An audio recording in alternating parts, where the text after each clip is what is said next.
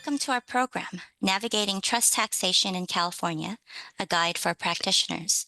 We are thrilled to have you join us today. My name is Jacqueline Yu, and I'm the co-chair of the Beverly Hills Bar Association Trust and Estates section. Before we begin, I'd like to take a moment to introduce Nancy Sanborn and Brian Joy of the Sanborn team.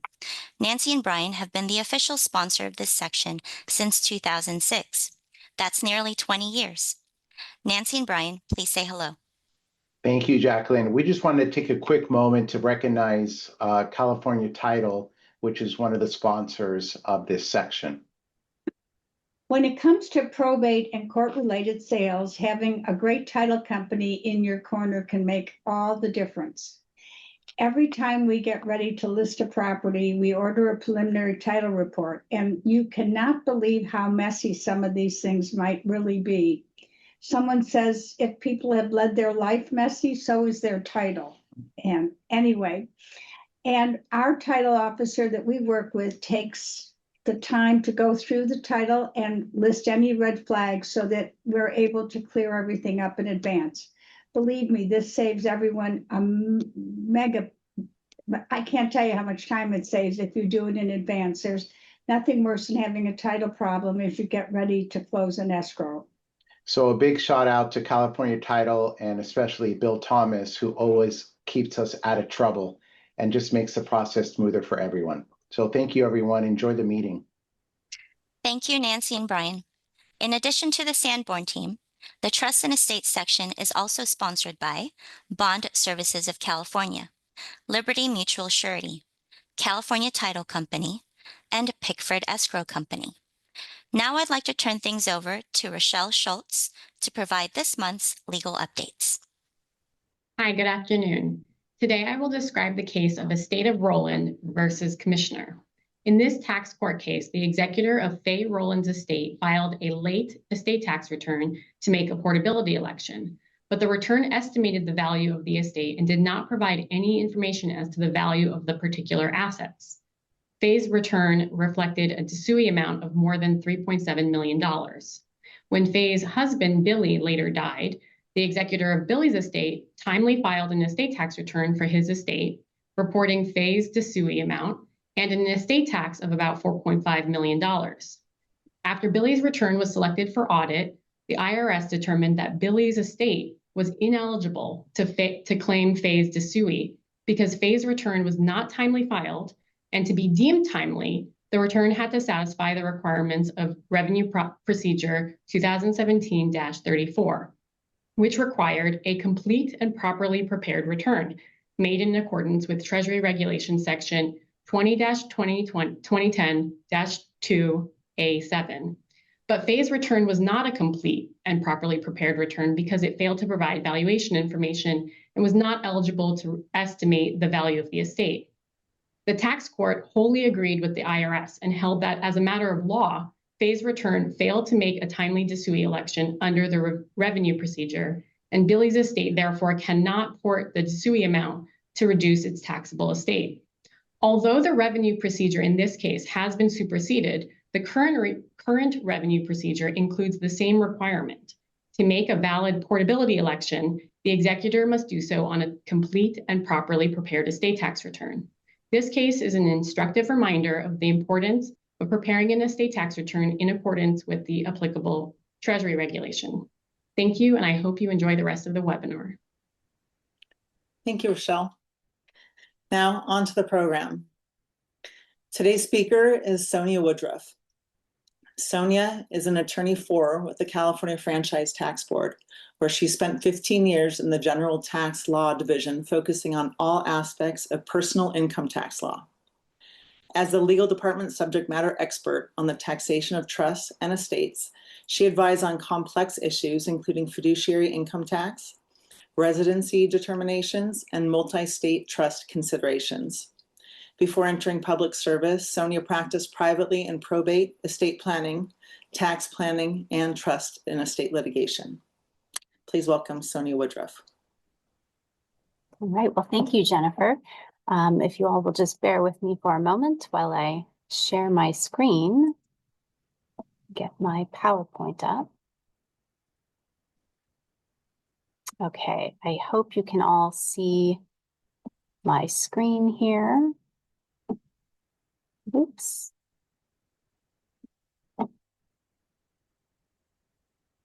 Sorry, just a moment. Okay.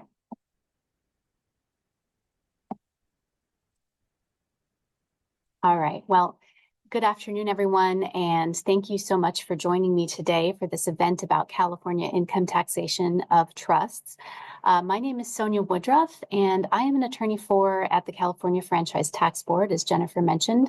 I work in the General Tax Bureau, where I am the subject matter expert on the taxation of trusts and estates, but I also work on lots of different issues arising out of the personal income tax code.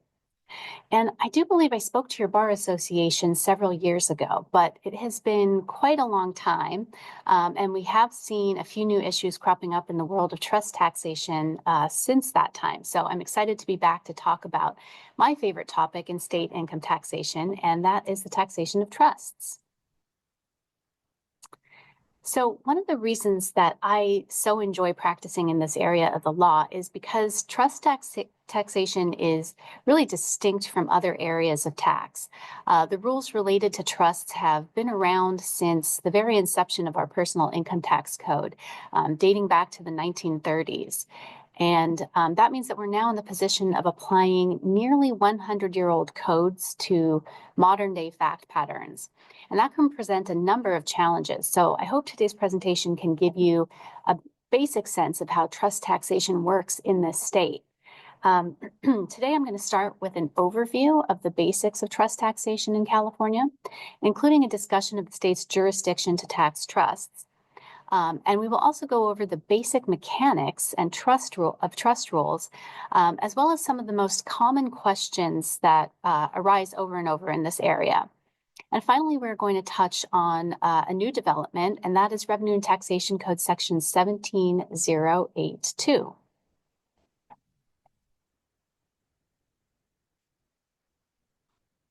Okay, so I'm mostly going to be covering laws reflected in the California Revenue and Taxation Code today, so I'm just going to refer to those by the section number.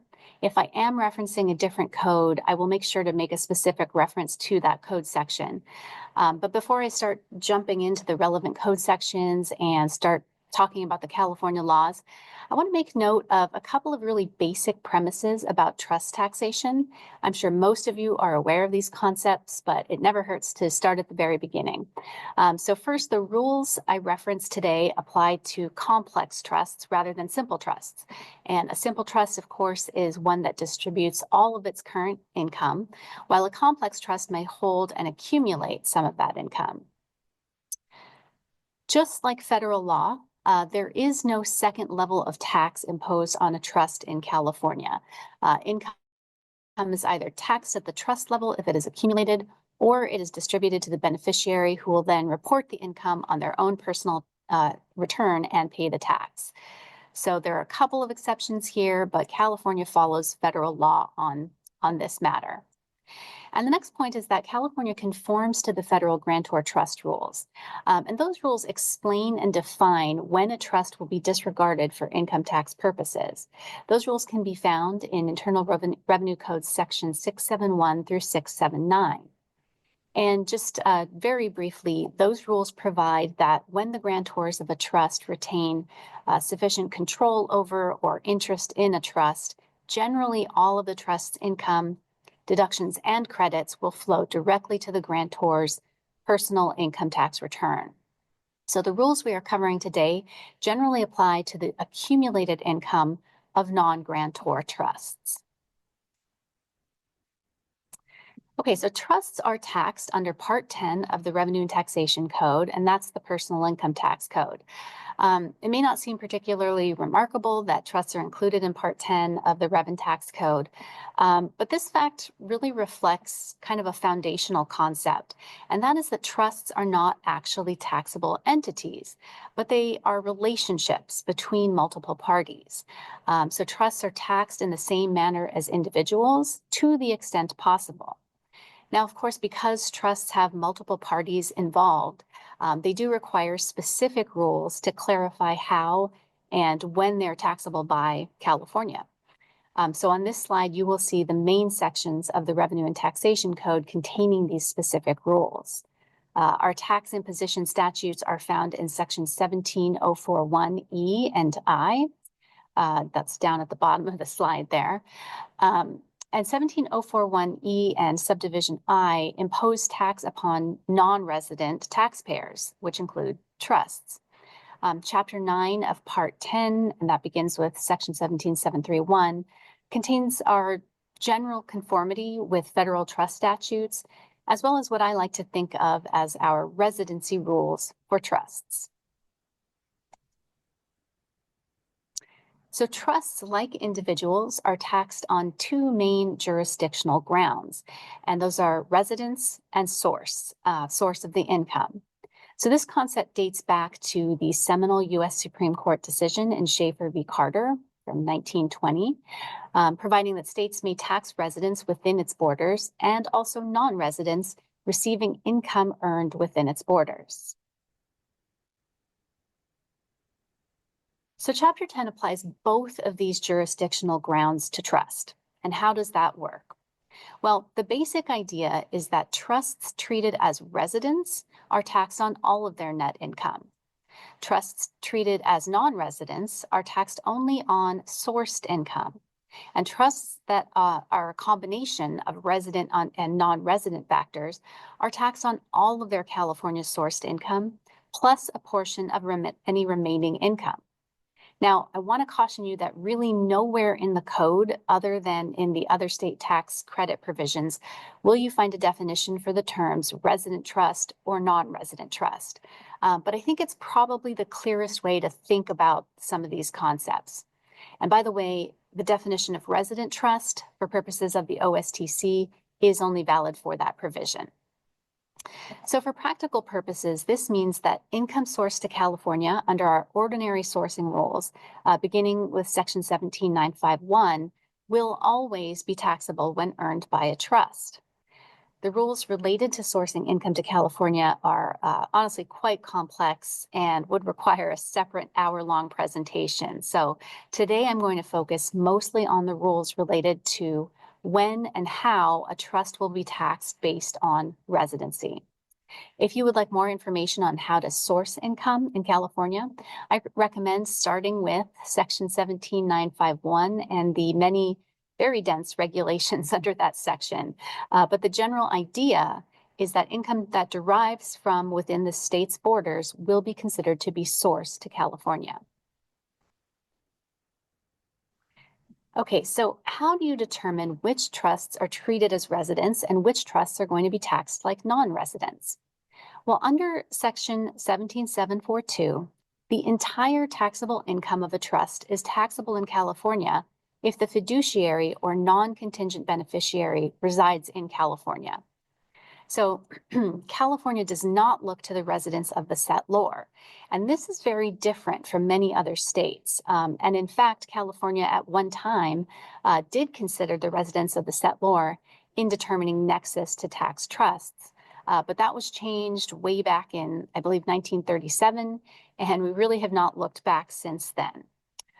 There are many other factors that other states look to, such as governing law designated by the trust instrument, or where the trust is registered or domiciled. California really doesn't look at any of that. We focus primarily on the residence of the fiduciaries and the non-contingent beneficiaries to determine how to tax trusts based on California residents. And so it follows that if there are no resident fiduciaries or non-contingent beneficiaries, the trust is going to be treated as a non-resident and taxed under section 17041I on all of its California source income. So a question that frequently comes up is who is going to be treated as a fiduciary under section 17742, thereby triggering California tax? Well, section 17006 gives us this very broad definition. Fiduciary means a guardian, trustee, executor, administrator, receiver, conservator, or any person, whether individual or corporate, acting in any fiduciary capacity for any person, estate, or trust.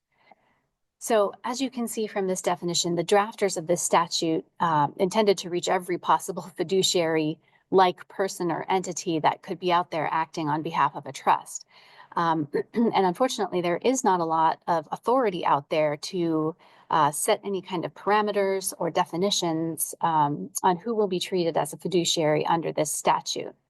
So this rule really must be kept in mind when looking at a trust, because modern trusts present many different types of roles. So in addition to an ordinary trustee, you may also have trust protectors or trust advisors, investment advisors, or distribution committee members, all kinds of different roles for various people and organizations. So for practical purposes, the FTB looks first to the trust instrument to determine the named trustee of the trust. We will also look to the other parties acting on behalf of the trust in order to determine who is a fiduciary and whose role is really rising to the level of a fiduciary. We will also look to the practical realities of the trust as well. So if you have a traditional trust protector with just a standard right to remove and replace a trustee, that role is likely not going to be considered a fiduciary sufficient to trigger taxation of a trust in this state. But if the trust protector also holds other more significant roles under the trust instrument, that result may be different. So all of these factors will be weighed and taken into account in determining who is the fiduciary or fiduciaries for the trust. Okay, so 17742 subdivision A tells us that trusts will be taxed by California if the fiduciary or beneficiary resides here. And for individual fiduciaries and beneficiaries, you determine residency using the ordinary residency rules, beginning with section 17014. Corporate fiduciaries, however, have a special rule, and that can be found under section 17742B. So to determine residency for a corporate fiduciary, we look to the place where the corporation transacts the major portion of the administration of the trust. And this, again, is one of those rules that presents a lot of uncertainty in the modern era when many people could be working from home or from various locations. Books and records may not even necessarily be stored in a physical location anymore. And so the rule presents additional questions, such as what activities are really considered administration of a trust? Does the residence of the corporate employee matter? And what if the corporation has subsidiaries in California? Well, Chief Counsel Ruling 96-0681 addresses quite a few of these issues. And in that case, the trustee was a New York corporation acting as trustee for 27 different trusts. The corporation had a California subsidiary. However, it was the New York corporation that was the acting trustee. The portfolio manager for the trusts wanted to move to California.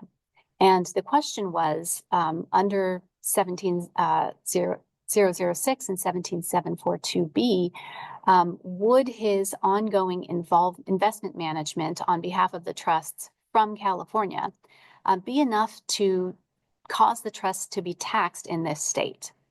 And the extent of the portfolio manager's involvement with the trust would consist of selecting the trust's investment portfolio from a prescribed list. And so that ruling concluded that in this case, the portfolio manager's residence in this state would not cause the trusts to be taxed here because all of the remaining activities performed by the trust officer on behalf of the trust would be done from New York, including contacts with the beneficiaries, storing records, exercise of discretion to make trust distributions, the management of real estate investments, implementation of sales, and purchases of securities. So the ruling found that the major portion of the trust's activities were therefore conducted outside of California, and the portfolio manager's move to California alone would not subject the trust to tax in this state. So a couple of points. It is really important to note that the ruling looked to both ministerial and managerial tasks. So you really have to look at the activities of a trust and determine where the major portion of that administration is happening. So it's going to be a very heavily factual analysis. Okay, so as we have already covered, if a trust has only one fiduciary who's a California resident, California will tax the entire taxable income of the trust. But when there are multiple fiduciaries residing inside and outside of California, Section 17743 gives us the rule of apportionment for the non-California source income of the trust. And that section provides that where the taxability of income depends on the residence of the fiduciary, and there are two or more fiduciaries for the trust, the income taxable under Section 17742 shall be apportioned according to the number of fiduciaries resident in this state pursuant to rules and regulations prescribed by the Franchise Tax Board.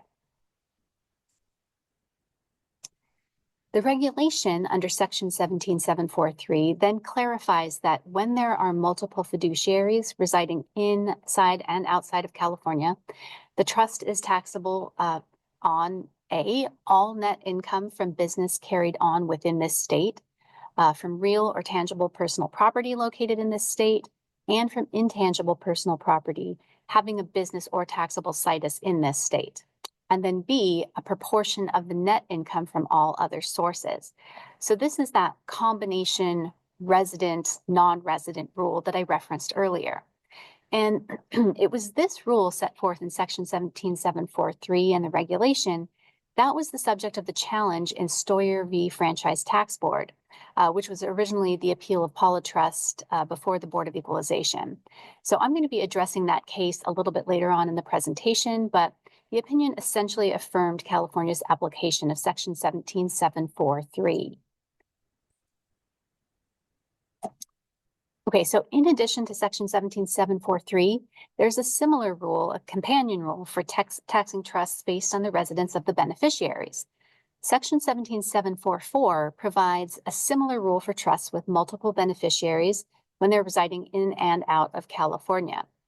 The income of these trusts will be apportioned based on the number of resident non-contingent beneficiaries. And I do want to note that Section 17744 does not actually specify that the income will be apportioned based on non-contingent beneficiaries. However, the regulation under that section does clarify that the section only applies to tax trusts based on non-contingent beneficiaries residing in California. Okay, so I've summarized Legal Ruling 238 here for you and also provided a link to our website in case you'd like to take a look at that yourself. But just a note about the rulings on our website. They are arranged by date, so it's helpful to know that this ruling dates back to 1959. So it's an oldie, but still a goodie. And this ruling provides an example of how to apply both Section 17743 and 17744 in those situations when a trust has multiple fiduciaries and beneficiaries residing in and out of California. So in this scenario, the trust's income is $90,000. All income is derived from sources outside of California. The trust has 3 trustees, one of whom is a California resident, and the trust has 2 beneficiaries, one residing in California. And essentially, the way that it works is if the trust's non-California source income is a pie, it will get sliced up based first on the proportion of fiduciaries, and then anything left will be apportioned again based on the proportion of resident beneficiaries. So in this example, 1/3 of the income is taxed based on the fiduciary's residence. 1/2 of the remainder is taxed based on the beneficiary's residence, with a total of $60,000 becoming taxable by California out of the trust's total income, and $30,000 would not be taxable. So this leads me to one of the most frequently asked questions when it comes to California income taxation of trusts, and that is the question of how to define a contingent beneficiary under Section 17742A. Well, the regulation under Section 17742 states only that a non-contingent beneficiary is one whose interest is not subject to a condition precedent. And the general rule is that a non-contingent beneficiary is one whose interest under the trust is ripe and vested. So there must be no conditions that must occur before the beneficiary is entitled to receive income or principal from the trust. So a kind of a classic example of a contingent beneficiary is a beneficiary who must reach a particular age, say 21, before receiving any distributions from the trust. Until that beneficiary reaches age 21, they will be contingent under Section 17742.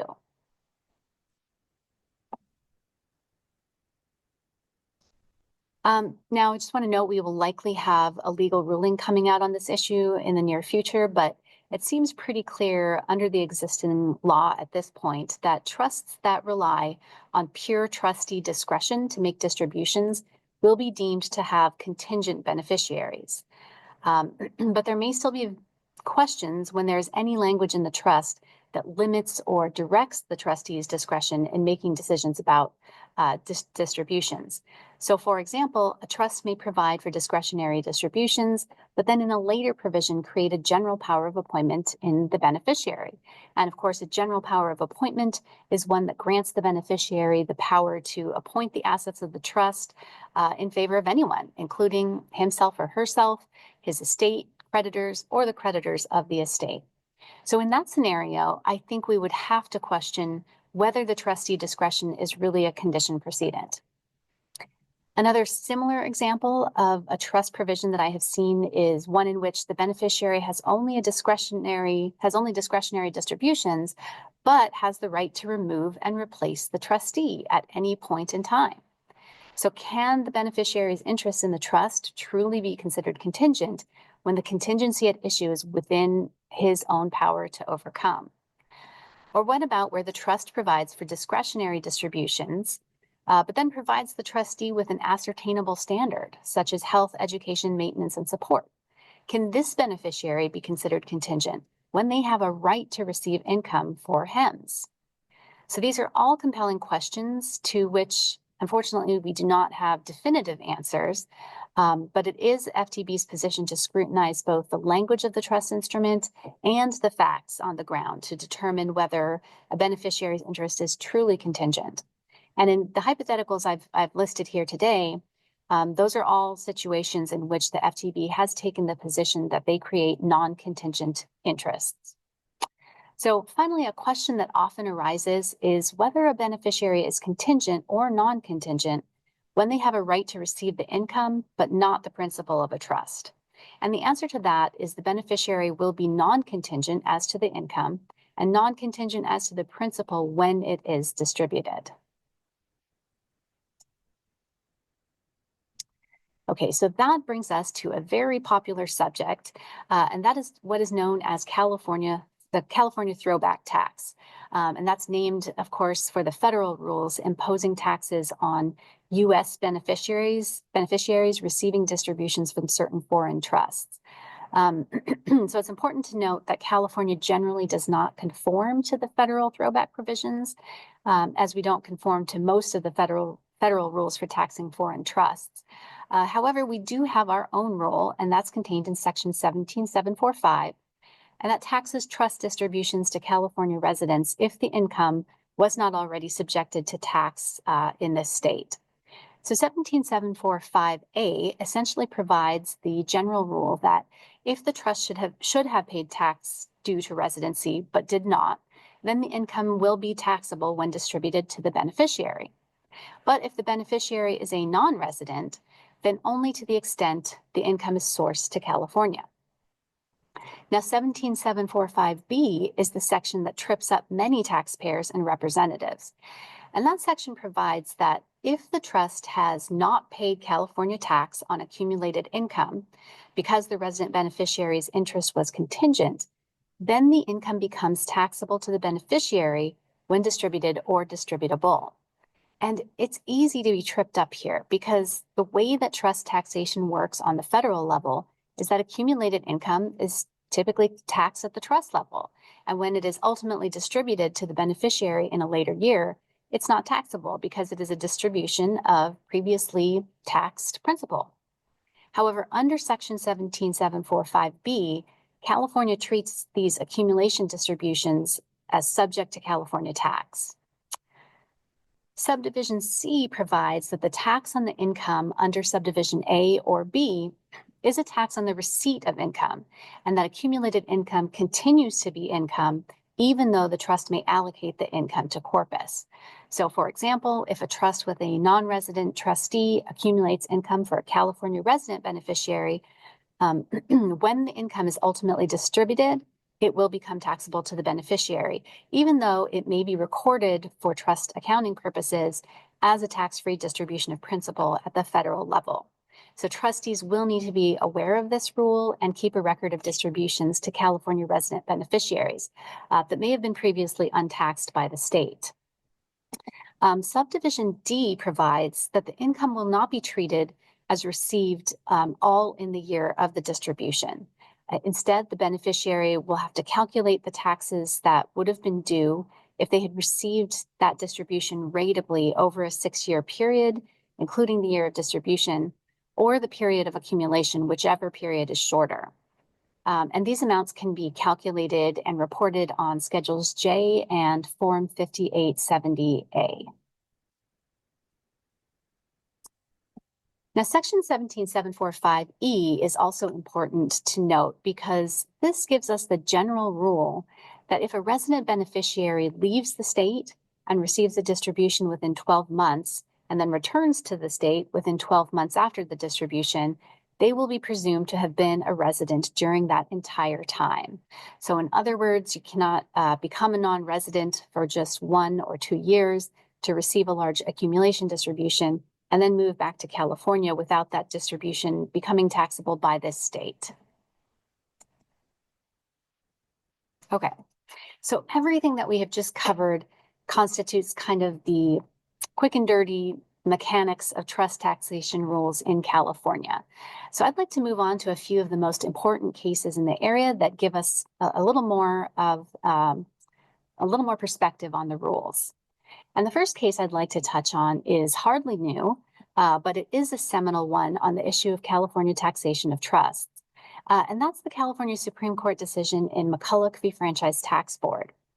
The main holding of the McCulloch decision is that California's system of taxing trusts, and specifically taxing trusts based on the residence of the fiduciary and beneficiary, is constitutional.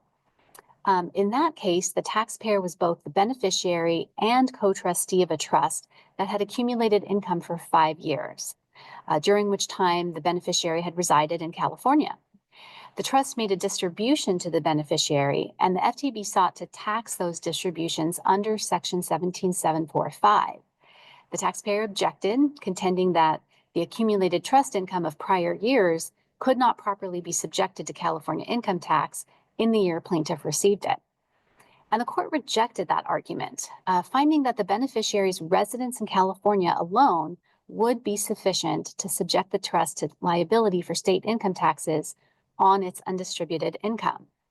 The court stated, "This statutory system of taxing trusts, as we shall explain, encounters no constitutional prohibitions.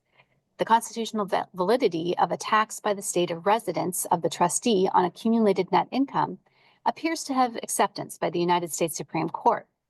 The court, however, has not yet had occasion to decide the validity of a tax with respect to accumulated income, where the trustee is a non-resident, and the tax is founded on residence of the beneficiary. We find no reason in constitutional principles or in practical application of such principles why the tax founded upon the residence of the beneficiary should not be sustained. We shall point out that just as the protection and benefits afforded by the state of the residence of the trustee serve as the basis for the constitutionality of the tax as to him, so do those factors serve as the basis for the constitutionality of the tax as to the beneficiary." And the court further stated, "The tax imposed by California upon the beneficiary is constitutionally supported by a sufficient connection with and protection afforded to the plaintiff as such beneficiary.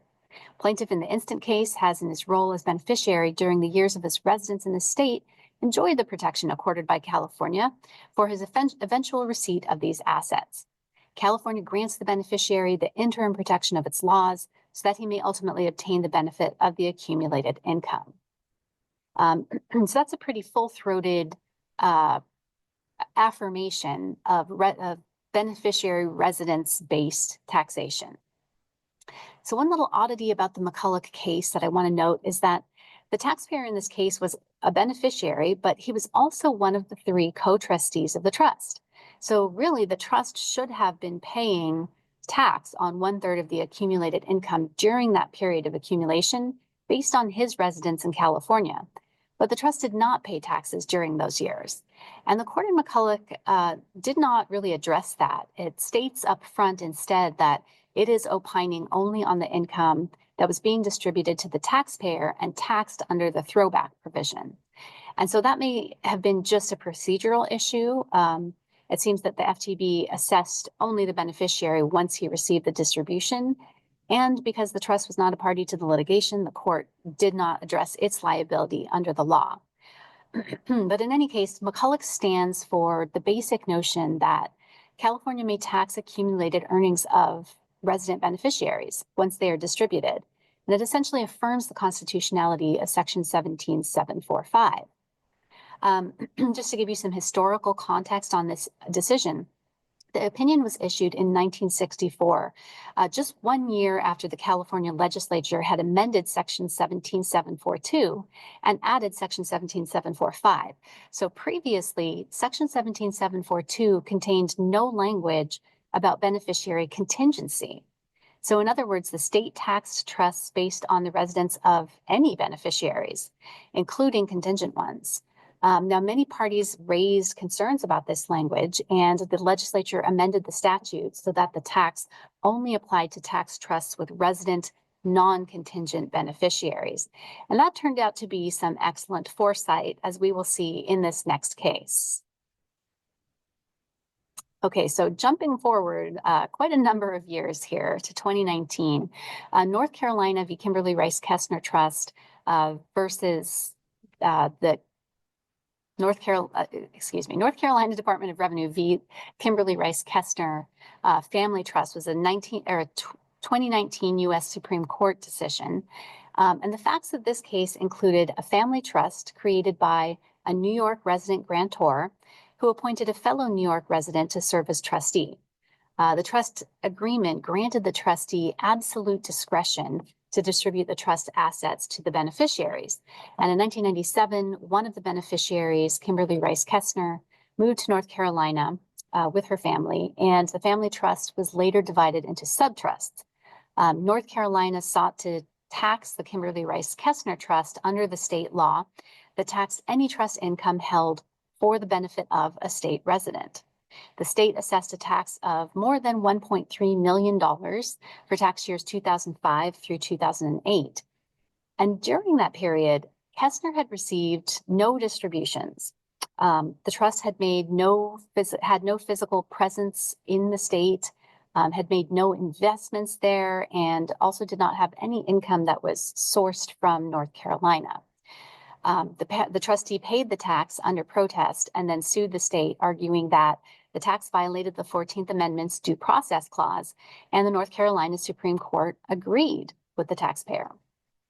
The U.S. Supreme Court upheld the North Carolina court's decision, finding that the presence of an in-state beneficiary alone does not empower a state to tax trust income that has not been distributed to the beneficiaries, where the beneficiaries have no right to demand that income and may be uncertain to receive it. So Kestner is really the Supreme Court's first statement since the late 1930s, delineating due process restraints on state taxation of accumulated trust income based on residence. And the court made clear that the residence of a trust beneficiary alone does not constitute sufficient nexus under the due process clause, but it did leave many unanswered questions regarding the character and the quality of contacts sufficient to survive the due process challenge.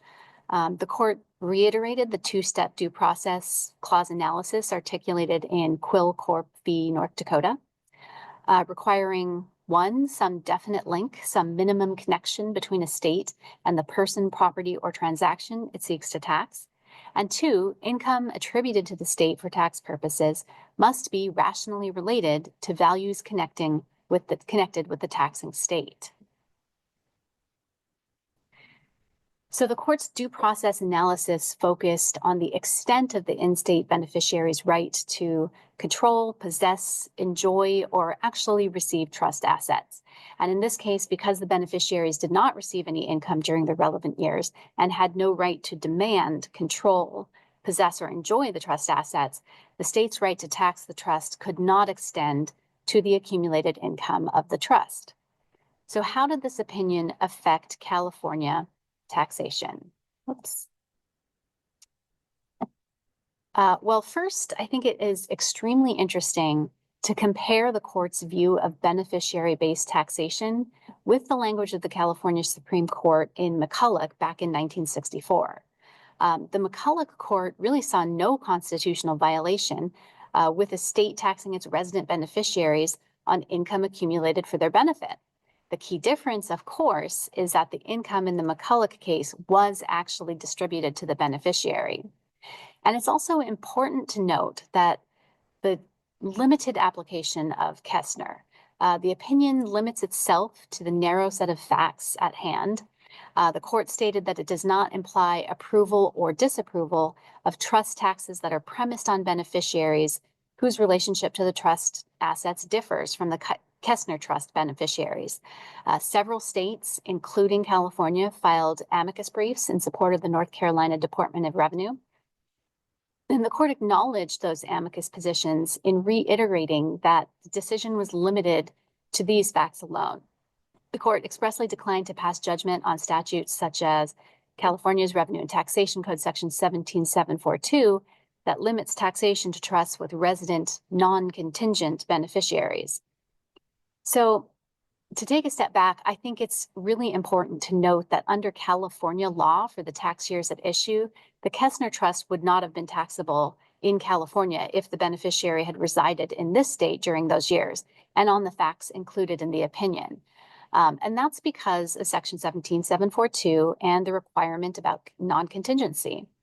Again, trusts in which all distributions are subject to the discretion of the trustee will likely be deemed to have contingent beneficiaries until the trustee actually exercises that discretion to make a distribution to a resident beneficiary.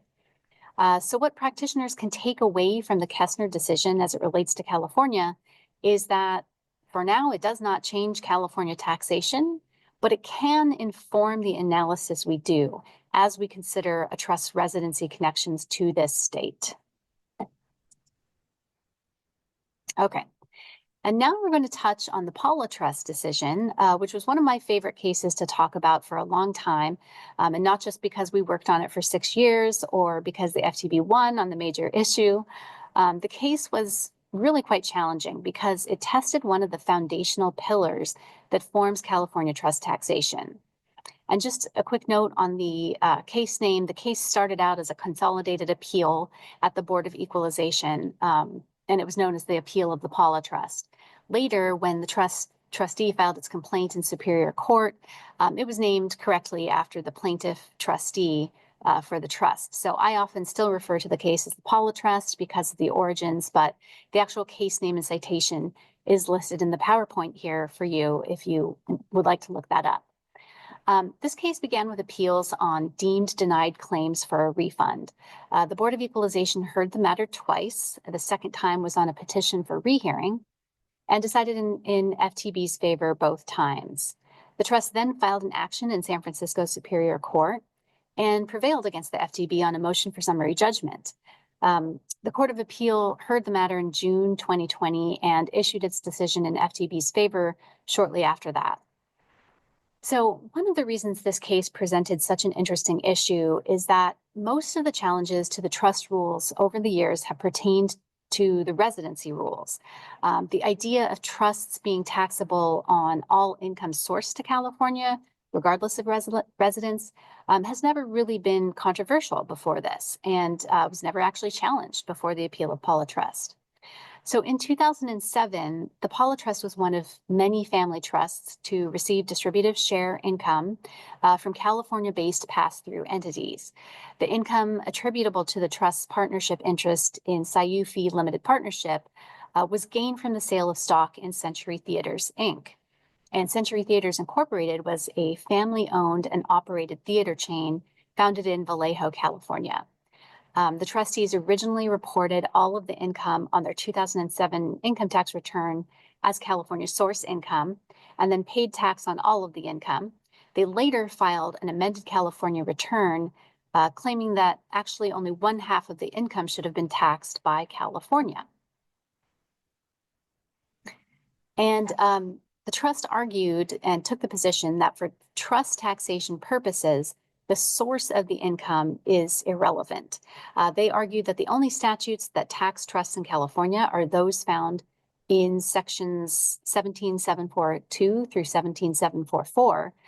So in other words, they argued that trustee and beneficiary residence are the only means through which California can reach the income of a trust when there are multiple fiduciaries living in and outside of California. So even though all of the income derived from a California-based business, and even though the sole beneficiary of the trust was a California resident, the trust argued that only 1/2 of the income could be taxed by this state because only one of the two fiduciaries for the trust resided in California. And the trust argued that the sourcing rules beginning with section 17951 simply do not apply to trusts. Instead, the taxpayer challenged the regulation under section 17743 and made several arguments regarding the legislative history of sections 17742 and 17743. Now, the FTB argued instead that the statutory underpinning for taxing trusts did not just begin with Chapter 9 of Part 10 of the Personal Income Tax Code, but instead began in Section 17041. And that's our general tax imposition statute. The FTB pointed out that trusts, like individuals, are subject to tax based on both source and residence, and that Section 17742 through 44 really just provide our residency rules for trusts. And in a quite well-reasoned published opinion, the Court of Appeal agreed with the FTB, determining that trusts are taxed on all California source income without regard to the residence of fiduciaries. The court continued to state that the statute is clear. The FTB promulgated rules for apportioning trust income when there are multiple resident and non-resident fiduciaries. The statute requires taxpayers to follow those rules. When we read the statute and the regulation together as required by the plain language of the statute, a trust is taxed on all California source income, regardless of whether the fiduciary is a non-resident or not, and then non-California source income is apportioned between California and non-California fiduciaries. After the issuance of this decision, the trust petitioned for review from the Cal Supreme Court, and that review was denied. So one more interesting fact I want to note about the Court of Appeal decision here is that the court found that the beneficiary in this case had a contingent interest in the trust. And that was interesting because the court really did not actually need to address this question once it had decided the main issue. The FTB had argued in the alternative that the court should find that the California resident beneficiary had a non-contingent interest in the trust because of some of the language in the instrument. While the trustee had sole and absolute discretion to make distributions, the trust did provide some guidelines for how the trustee could determine to make distributions. And then also during discovery, it was determined that the fiduciaries had established a distribution plan in order to make regular, predictable distributions to the beneficiaries. However, the Court of Appeal found that none of the language of the trust instrument diminished the sole and absolute discretion of the trustee to make distributions, and that even the established distribution plan did not alter the trustee's discretion. So accordingly, the beneficiary of the Paula Trust had a contingent interest. And this finding provides a bit more support for the notion that a beneficiary will be considered contingent under Section 17742 if the trust provides for discretionary distribution. Okay, so what are we to make of the recent outcomes between this case from the California Court of Appeals and the later decision of the U.S. Supreme Court in the Kimberly Rice Kessner Trust decision? Well, these cases would seem to be pointing in the direction of confirmation that taxation based on income source and fiduciary residence is constitutional, with perhaps a bit more of a skeptical eye turned towards taxation based solely on beneficiary residence, without some, minimal connection between the state and the income being earned. Okay, and so that brings us to a subject that has been very popular in California over the last decade or so, and that relates to a type of trust known as incomplete gift non-grantor trusts, or an ING trust. To give a little bit of background on these trusts, they were beginning to pop up on our radar several years ago as trusts created oftentimes by California residents. And the ultimate goals of these trusts was to remove potentially taxable income from the reach of a higher income tax state, such as California, using several drafting mechanisms, which I'm going to go over in greater detail. And these trusts became popular enough that not only were we seeing them regularly, but we had many questions and concerns raised from the taxpayer community and various representatives about what many saw as essentially an abusive tax structure that was proliferating in pretty great numbers. Okay, so what is an ING trust anyway? Well, these are trusts established under the law of states with low or no income taxes, hence the D for Delaware, the N for Nevada, etc. Most commonly, the grantors remained beneficiaries of the trusts. The grantors transfer assets to a trust they assert is a non-resident to a trust under state tax law. And in order to accomplish that goal, the trust instruments use really quite precise language to avoid the grantor trust rules, while also remaining incomplete for gift tax purposes. So several years ago, some taxpayers requested private letter rulings from the IRS to confirm that their trusts would be treated as non-grantor trusts while remaining incomplete for gift tax purposes. And relying on those initial private letter rulings, many taxpayers began to create these trusts and take the position that they were non-grantor trusts under California law, and they were non-residents under California law, with the end result of all of this creative drafting being that the trust was not taxable in California and had no federal gift tax imposed upon creation. Okay, so how do you know if you encounter an ING trust in the wild? Well, this slide kind of gives us the typical structure created by a California resident grantor. The grantor starts out by making an irrevocable transfer to an ING trust of intangible assets. They do not pay any federal gift tax upon the transfer because they take the position that this transfer is incomplete for gift tax purposes, but complete for income tax purposes. The trust invokes the law of a low or no tax jurisdiction and has a non-resident fiduciary, which under Section 17742A would remove the trust from California taxation based on residency of the fiduciary. Now, the grantor remains a beneficiary of the trust, often along with their spouse, children, and any other family members.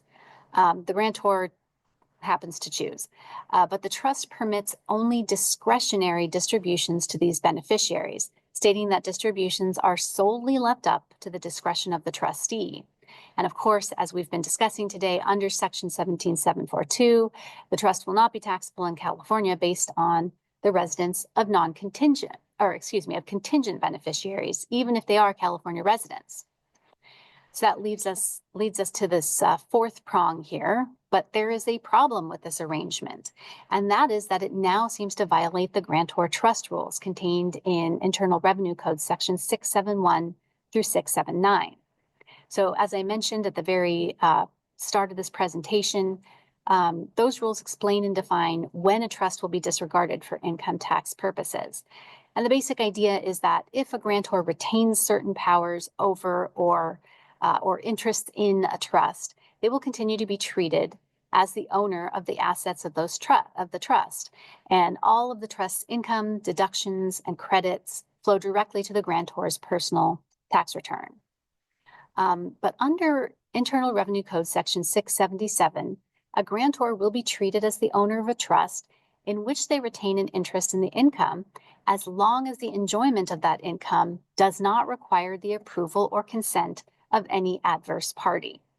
And so it's this language of Section 677 that caused the drafters of Ing trusts to create this last common provision in these trusts. And that is the requirement that all distributions be subject to the discretion of a distribution committee. And who is on that distribution committee? Well, it typically names adverse parties to approve of any distributions to be made. And this language, with this language, the grantor is able to take the position that the trust does not trigger the grantor trust rules. Now, these adverse parties are typically the grantor's children or other family members with a potential interest in the trust, and that is what makes them adverse. So, although it's quite complex, this is the basic structure of an Ing trust. And while it may have technically complied with the law, it seems pretty clear that these trusts were being used primarily to avoid state taxation, with little change to the actual enjoyment of the income or trust assets. So in response to the proliferation of these trusts, the California legislature passed Senate Bill 131 in 2023, creating new Section 17082. The new statute was inspired by a similar law passed by the New York legislature several years ago to also address the Ing trust situation in that state. Section 17082 causes Ing trusts to be treated as grantor trusts, with all income flowing directly to the grantor's personal returns. And this bill originated from a legislative proposal from the FTB.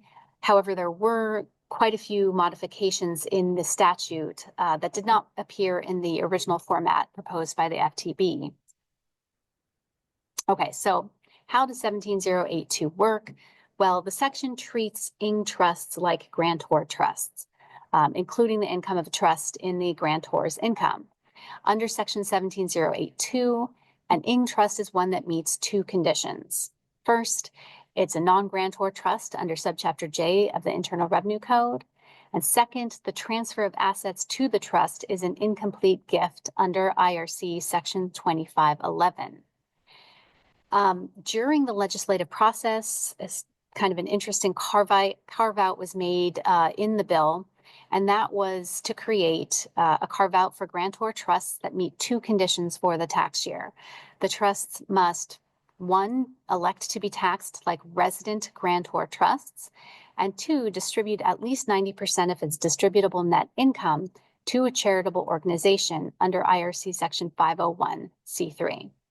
So this is a little exception for certain trusts who are going to be contributing most of its distributable net income to a charity. Okay, so what does this mean for taxpayers and practitioners?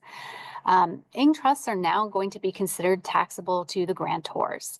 So if the grantor is a California resident, they will need to report all of the current income of the trust on their current personal income tax return and pay any tax arising from that income. For filing purposes, Ing trusts will likely need to file Form 541 and check the box selected for Ing trust or Ing trust with election, and then flow the income directly to the grantor's personal return. One thing I do want to note is that Section 17082 does not apply to charitable remainder trusts. This is a question that has come up quite a few times. So I do want to note that California does conform to IRC Section 664 and all of the regulations pertaining to charitable remainder trusts. So I do want to reiterate that and get the word out there that this new section should not impact your charitable remainder trusts. Please check out the FTB's website for further information on filing or a description of Section 17082. This section is still brand new, so other than the question about charitable remainder trusts, we are really not quite sure where we're going to field questions from people or fiduciaries on how to file. And with that concludes my remarks today. If we have time for questions, I'm happy to take them, or else you can absolutely feel free to reach out to me at sonia.woodruff@ftb.ca.gov if you have specific questions about trust and estate taxation. Thank you so much for joining me, and I hope that you enjoy the rest of your afternoon. Thank you so much, Sonia, for the excellent presentation. This concludes today's program. Our next program will be regarding the current perspective on probate practices in the LA County Court. It will take place on October 21st with Dean Silliman and Darcy Ann Horton. Thank you for joining us this afternoon. Bye-bye.